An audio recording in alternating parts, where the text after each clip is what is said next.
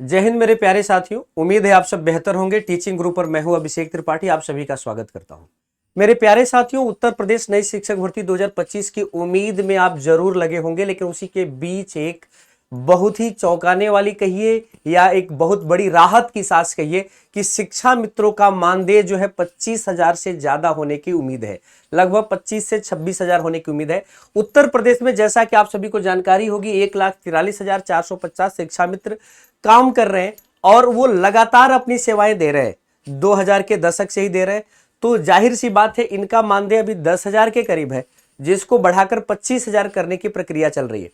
25,223 अनुदेशकों का भी मानदेय बढ़ेगा, इनका भी लगभग 25,000 के करीब ही बढ़ने के चांस है। यानी इससे सीधा और सीधा अगर देखा जाए तो 2 लाख के करीब उत्तर प्रदेश के जो नागरिक हैं उनके परिवार वालों में खुशियों की खबर है। आप देख सकते हैं ये टोटल ये जो होगा एक तरह से 1,43,000 और 25,000, आप जानते हैं 1,68,000 हुआ और 4 2 6 यानी 1,69,000 1,70,000 के करीब तक ये लोगों के परिवारों की खुशियां हैं। लेकिन ऐसा नहीं है कि ये सभी को मिलने वाला है, इसमें बहुत सारी और भी पेंच है, उसको भी बताएंगे। वीडियो को आखिरी तक देखिएगा। शिक्षा मित्रों का 25 और अनुदेशकों का 22,000 हो सकता है मानदेय। संविदा कर्मियों के बाद शिक्षा मित्र और अनुदेशकों का मिलेगा बढ़े वेतन का तोहफा।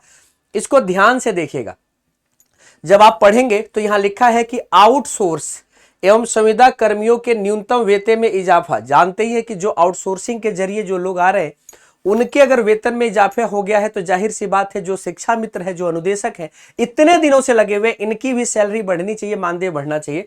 उच्च स्तर पर इसके लिए सहमति बनने के प्रस्ताव को तैयार किया जा रहा है, जिसे मंजूरी के लिए कैबिनेट में भेजा जाएगा। प्रस्ताव के अनुसार शिक्षा मित्रों का मानदेय 25,000 प्रति माह तथा अनुदेशकों का न्यूनतम 22,000 रुपए प्रति माह देने का प्रावधान है।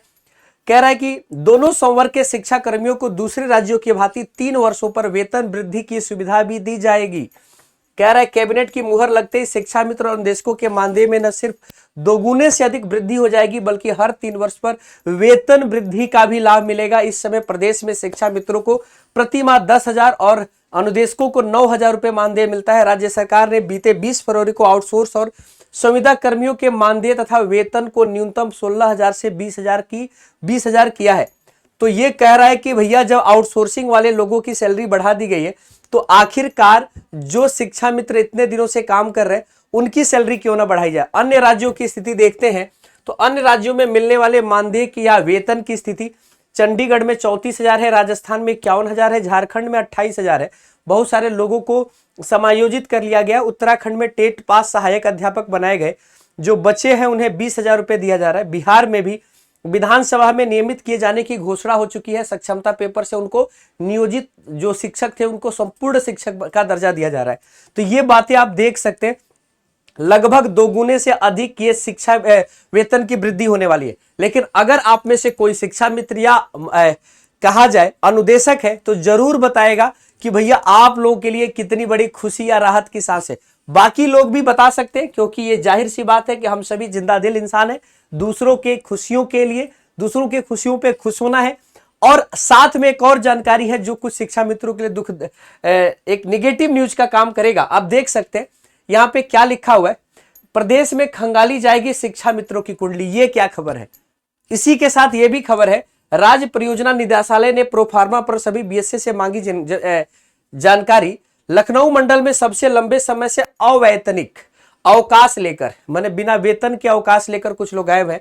270 शिक्षा मित्रों पर एक तरफ जहां कार्यवाही की प्रक्रिया शुरू हो गई है, यानी इनमें से 270 ऐसे लोग हैं जो बिना वेतन के माने गायब है, बिना बताए गायब है। वहीं अब पूरे प्रदेश में शिक्षा मित्रों की कुंडली खंगाली जाएगी ताकि इस तरह आप देख सकते हैं खंगाली जाएगी ताकि इस तरह का मामला कहीं और भी है तो उस पर भी नियमानुसार कार्रवाई की जा सके। अमर उजाला ने 15 जनवरी के अंक में लखनऊ मंडल से जुड़े शिक्षा मित्रों के अवैतनिक अवकाश लेकर लंबे समय से गायब रहने की वजह से बच्चों की प्रभावित होने का मामला उठाया। आप जानते हैं कि बच्चों की नेशनल एजुकेशन पॉलिसी 2020 के हिसाब से बच्चों को ज्यादा कुशल बनाना है। अगर इस तरह की लापरवाही अगर होती है तो जाहिर सी बात है कि बच्चों में प्राइमरी एजुकेशन में ही समस्या आ जाएगी। इस वजह से इस बात को संज्ञान ले लिया गया है।